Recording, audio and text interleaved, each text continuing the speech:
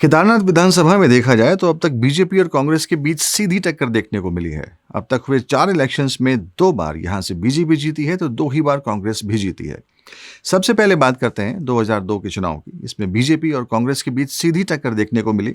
इस चुनाव में बीजेपी ने आशा नौटियाल को अपना प्रत्याशी बनाया तो कांग्रेस ने भी महिला प्रत्याशी के तौर पर शैला रानी रावत को टिकट दिया।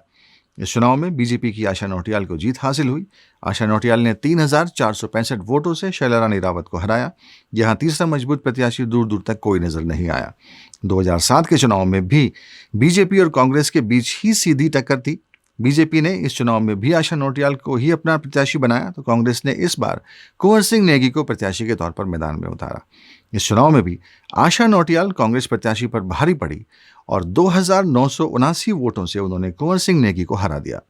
इस चुनाव में भी तीसरा कोई प्रत्याशी दूर दूर तक इस सीट पर दिखाई नहीं दिया। 2012 के इलेक्शन में भी बीजेपी और कांग्रेस के बीच ही सीधी टक्कर थी। यहां पर इस चुनाव में भी बीजेपी ने लगातार तीसरी बार आशा नौटियाल पर ही दांव खेला। वहीं कांग्रेस ने कुंवर सिंह नेगी की जगह वापस शैला रानी रावत को अपना प्रत्याशी बनाया। तब शैला रानी रावत रुद्रप्रयाग जिले की जिला पंचायत अध्यक्ष रह चुकी थी। इस इलेक्शन में दोनों महिलाओं के बीच कड़ी टक्कर देखने को मिली और इस बार आशा नौटियाल को हार का सामना करना पड़ा। शैला रानी ने 2,328 वोटों से आशा नौटियाल को हरा दिया।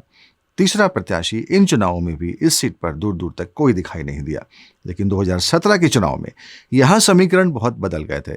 2013 में आई आपदा के बाद यहां बहुत कुछ बदल चुका था। कांग्रेस से यहां की विधायक शैला रानी रावत बगावत कर बीजेपी में शामिल हो गई थी और बीजेपी ने उन्हें अपना प्रत्याशी भी घोषित कर दिया था। फिर नाराज आशा नौटियाल ने निर्दलीय प्रत्याशी के तौर पर चुनाव में ताल ठोक दी। कांग्रेस ने इस चुनाव में पहली बार राजनीति में उतरे मनोज रावत पर दांव खेला। इस चुनाव में कांग्रेस प्रत्याशी मनोज रावत के साथ निर्दलीय प्रत्याशी कुलदीप सिंह रावत की सीधी टक्कर देखने को मिली। मनोज रावत ने कुलदीप सिंह रावत को महज 869 वोटों से हरा दिया। यहां मनोज रावत को 13,906 वोट पड़े, कुलदीप सिंह रावत को 13,037 वोट पड़े। निर्दलीय लड़ रही आशा नौटियाल तीसरे नंबर पर रही, उन्हें 11,786 वोट मिले। वहीं बीजेपी की प्रत्याशी शैला रानी को 11,472 वोट। इस चुनाव में बीजेपी के हारने के 2 बड़े कारण हैं। एक, आशा नौटियाल की बगावत और दूसरा शैला रानी से क्षेत्र की जनता की नाराजगी। 2013 में आई आपदा के समय शैला रानी विधायक थी और राहत बचाव कार्यों को लेकर केदारनाथ की जनता शैला रानी से खासा नाराज थी। अब बात करते हैं 2022 के चुनाव के समीकरण की। तो बीजेपी को यहां प्रत्याशी घोषित करने में कहीं ना कहीं मुश्किलों का सामना करना पड़ेगा। यहां शैला रानी रावत तो दावेदारी कर ही रही हैं, साथ ही आशा नौटियाल ने बीजेपी में वापसी कर ली है और वो भी दावेदारी कर रही हैं। ऐसे में बीजेपी के रुद्रप्रयाग जिलाध्यक्ष दिनेश उनियाल सहित आधा दर्जन कार्यकर्ताओं ने अपनी दावेदारी इस सीट पर प्रस्तुत की हुई है।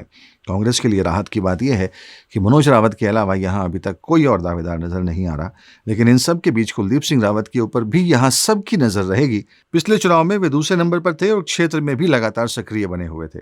इस चुनाव में यह भी देखना होगा कि देवस्थानम बोर्ड का कितना प्रभाव इस विधानसभा पर पड़ता है। भले ही मुख्यमंत्री पुष्कर धामी ने इस देवस्थानम बोर्ड को भंग कर दिया हो, लेकिन फिर भी यह देखने वाली बात होगी कि केदारनाथ से जुड़े पुरोहित समाज हकूकधारियों की बीजेपी सरकार के प्रति नाराजगी कम हुई है या नहीं। फिलहाल इस वीडियो में इतना ही। हमारे साथ बने रहने के लिए आपका बहुत धन्यवाद। अगले वीडियो में हम बात करेंगे रुद्रप्रयाग विधानसभा की।